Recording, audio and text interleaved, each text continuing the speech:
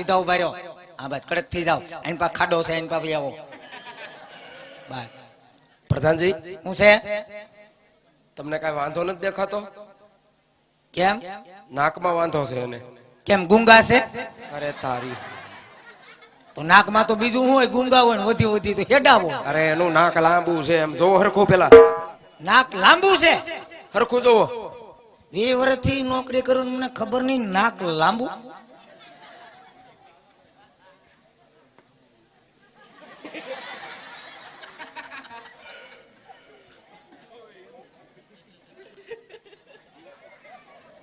બે ઇંચ ને 4 પોઈન્ટ.